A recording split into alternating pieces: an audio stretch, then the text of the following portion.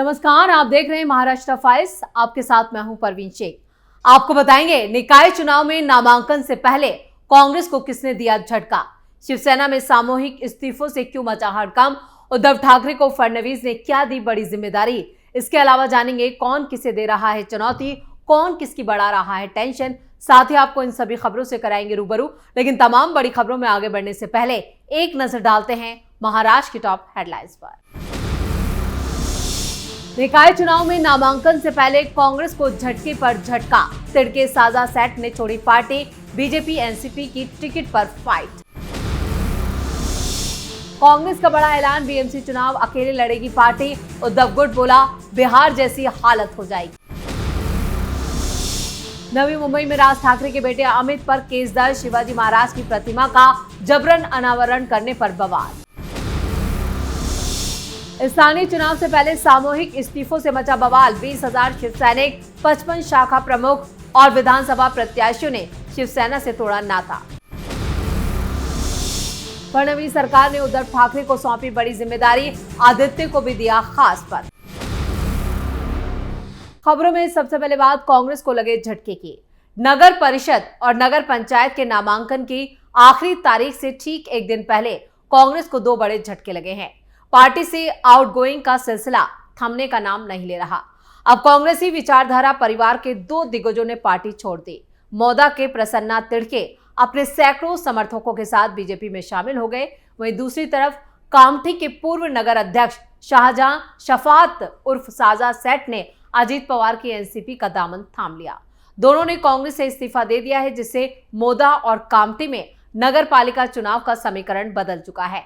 नाना पटोले और हर्षवर्धन सपकाल की कार्यकारिणी में शामिल तिड़के के अचानक बीजेपी में जाने से हड़कंप मचा है। उनके पिता बाबूराव तिड़के निष्ठावान कांग्रेसी रहे। वो खुद सालों से कांग्रेसी विचारधारा पर चलकर पार्टी के लिए जिम्मेदारियां निभाते रहे थे, लेकिन अब वो भगवा रंग में रंग चुके हैं। राजस्व मंत्री चंद्रशेखर बावनकुले की मौजूदगी में उन्होंने बीजेपी की सदस्यता हासिल की। उनके साथ सैकड़ों कांग्रेसी कार्यकर्ता भी बीजेपी में शामिल हो गए, जिससे कांग्रेस की स्थिति और नाजुक हो गई है। बीते चुनाव में कांग्रेस की टिकट पर शाहजहां शफात उर्फ साजा सेठ ने भी बीजेपी को करारी शिकस्त देते हुए नगर अध्यक्ष चुनाव में जीत हासिल की थी। इस बार भी कांग्रेस की तरफ से उन्हें टिकट देने की चर्चा जोरों पर थी। साथ ही पूर्व नगर अध्यक्ष और कांग्रेस महासचिव शकूर नगानी का नाम भी चल रहा था। अचानक साझा सीट ने महायुति सरकार में शामिल एनसीपी की घड़ी पहन ली, यानी वो बीजेपी में जाने वाले थे, लेकिन फिर उन्होंने आखिरी वक्त में एनसीपी में शामिल होने का फैसला लिया, जिससे कांग्रेस को तगड़ा झटका लगा है। खबरों में आगे बढ़ते हैं। बीएमसी चुनाव को लेकर सभी पार्टियां रणनीतिक बैठकों में जुटी हैं और इस बीच कांग्रेस ने बड़ा फैसला लेकर राजनीतिक हलचल मचा दी है। कांग्रेस ने साफ कर दिया है कि वो बीएमसी चुनाव महाविकास अघाड़ी के साथ नहीं लड़ेगी, बल्कि वो अकेले अपने दम पर चुनाव लड़ेगी। इस ऐलान के बाद साथी दलों की अलग अलग प्रतिक्रियाएं सामने आई हैं, जिससे गठबंधन की अंदरूनी खींचतान और टकराव खुलकर सामने आ गया है। कोर्ट के आदेश के मुताबिक बीएमसी चुनाव जनवरी 2026 के आखिर तक करवाने होंगे।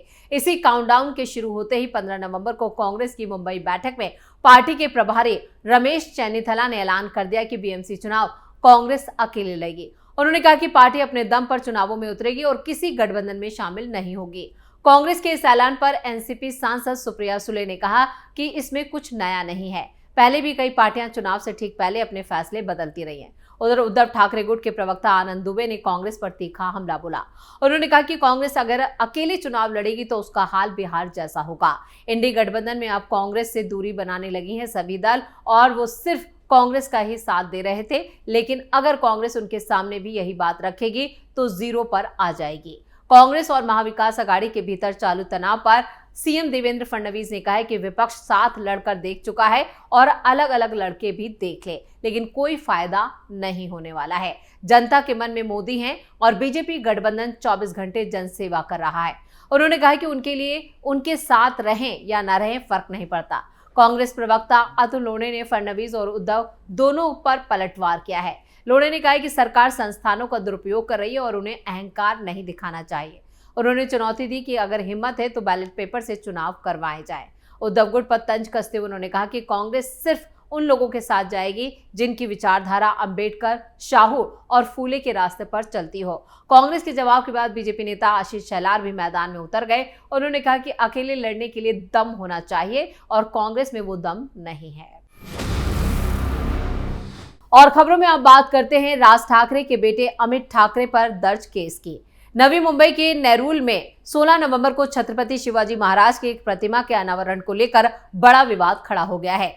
आरोप है कि प्रतिमा कई महीनों पहले बनकर तैयार हो चुकी थी, लेकिन आधिकारिक अनावरण न होने की वजह से इसे कपड़े से ढक कर रखा गया था।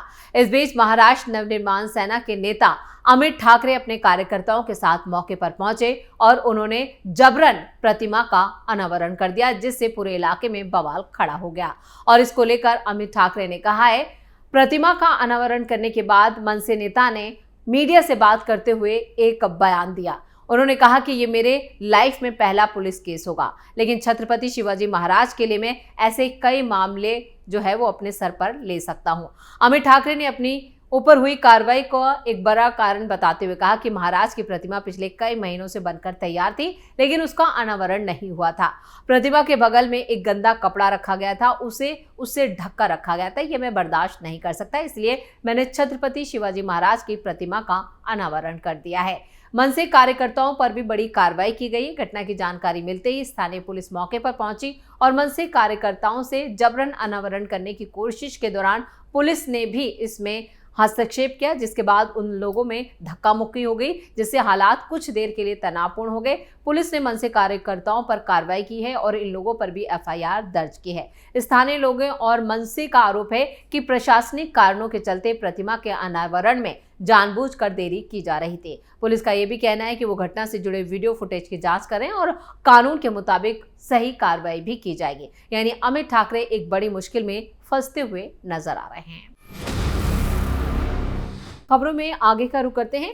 निकाय चुनाव का बिगुल बज चुका है। 246 नगर पालिकाओं और 42 नगर पंचायतों पर 2 दिसंबर को वोटिंग होगी और 3 दिसंबर को नतीजे घोषित होंगे। इस बीच डिप्टी सीएम एकनाथ शिंदे की शिवसेना को एक बड़ा झटका लगा है। सोलापुर जिले की करमाला नगर पालिका चुनाव लड़ चुके दिग्विजय बागल ने 55 शाखा प्रमुखों और करीब 20,000 शिव सैनिकों के साथ सामूहिक इस्तीफा देकर भेज दिया है, यानी पार्टी से नाता तोड़ लिया है। बागल के इतना बड़ा कदम उठाने से स्थानीय राजनीति में हड़कंप मचा है। महायुति में शामिल शिंदे को आगामी निकाय चुनावों में इसका खामियाजा भी भुगतना पड़ सकता है। दिग्विजय बागल राज्य के पूर्व मंत्री दिवंगत दिगंबर राव बागल और पूर्व विधायक श्याम लता ताई बागल के बेटे हैं। करम काला के वोटरों के बीच उनकी अच्छी पकड़ भी मानी जाती है। हालांकि इस्तीफों की इस बार ने साफ संकेत दिया है कि बागल अब नई राजनीतिक दिशा तलाश रहे हैं, लेकिन दिग्विजय बागल बीजेपी में शामिल होने वाले हैं, इसकी तैयारी भी हो चुकी है। करमाला में चल रही इस राजनीतिक उथल-पुथल का आगामी नगरपालिका चुनावों पर क्या प्रभाव पड़ेगा, ये तो नतीजों से साफ हो जाएगा, लेकिन एकनाथ शिंदे को इस इलाके में बड़ा झटका जरूर लगा है। खबरों के आखिर में बात करते हैं फडणवीस के बड़े फैसले की। फडणवीस सरकार ने बाला साहब ठाकरे राष्ट्रीय स्मारक लोक न्यास का पुनर्गठन करते हुए बड़ा फैसला लिया। महायुति सरकार ने शिवसेना यूबीटी प्रमुख उद्धव ठाकरे को एक बार फिर ट्रस्ट का अध्यक्ष नियुक्त किया है और इस संबंध में राज्य सरकार ने शासकीय आदेश यानी जीआर जारी कर दिया है। इसके साथ ही उद्धव के बेटे और शिवसेना नेता आदित्य ठाकरे को भी अगले 5 सालों के लिए ट्रस्ट का सदस्य बनाया है। सरकार के नए आदेश के मुताबिक उद्धव ठाकरे और उनके बेटे आदित्य ठाकरे साथ ही शिवसेना यूबीटी के सीनियर नेता सुभाष देसाई की नियुक्तियां 5 साल के लिए की गई हैं। वहीं शिशिर शिंदे और पराग अलावने को 3 साल के लिए ट्रस्ट का सदस्य बनाया गया है। ट्रस्ट में पदेन सदस्यों के रूप में महाराष्ट्र सरकार के सचिव, प्रधान सचिव और मुंबई महानगर पालिका यानी बीएमसी के आयुक्त भी शामिल होंगे। शिवसेना संस्थापक बाला साहब ठाकरे के राष्ट्रीय स्मारक से जुड़ा यह फैसला राजनीतिक नजरिए से बेहद अहम माना जा रहा है। मुंबई में कुछ ही महीनों में बीएमसी चुनाव है, ऐसे में राज्य सरकार का यह फैसला सत्ता पक्ष के लिए माहौल बनाने में मदद साबित कर सकता है। राजनीतिक हलकों में यह भी माना जा रहा है कि यह कदम मराठी वोटरों से भावनात्मक जुड़ाव को मजबूत करेगा। बाला साहब ठाकरे का स्मारक मुंबई के दादर इलाके में शिवाजी पार्क के मेयर बंगला स्थल पर बनाया जा रहा है और यह ट्रस्ट स्मारक के निर्माण की देखरेख कर रहा है। महाराष्ट्र सरकार ने इस लोक ट्रस्ट की स्थापना 27 सितंबर 2016 को की थी। तब बाला साहब ठाकरे के बेटे उद्धव ठाकरे ही इसके अध्यक्ष थे। इस बीच शिवसेना पार्टी प्रमुख उद्धव ठाकरे ने बिहार विधानसभा चुनाव के नतीजों पर भी कई सवाल खड़े कर दिए। जहां फडणवीस सरकार उद्धव ठाकरे को लेकर बड़ी जिम्मेदारियां दे रही है और बीएमसी चुनावों में अपनी तैयारियों को तेज कर रही है, वहीं उद्धव ठाकरे ने फडणवीस सरकार पर निशाना साधा। इसके साथ ही बिहार चुनावों को लेकर कहा है कि महाराष्ट्र का पैटर्न ही बिहार में भी लागू किया गया है। महाराष्ट्र फाइल्स में खबरों का सिलसिला यही खत्म करते हैं। बाकी खबरों के लिए आप जुड़े रहिए कैपिटल टीवी के साथ। वीडियो को लाइक करें, शेयर करें और कैपिटल टीवी को सब्सक्राइब जरूर करें। नमस्कार।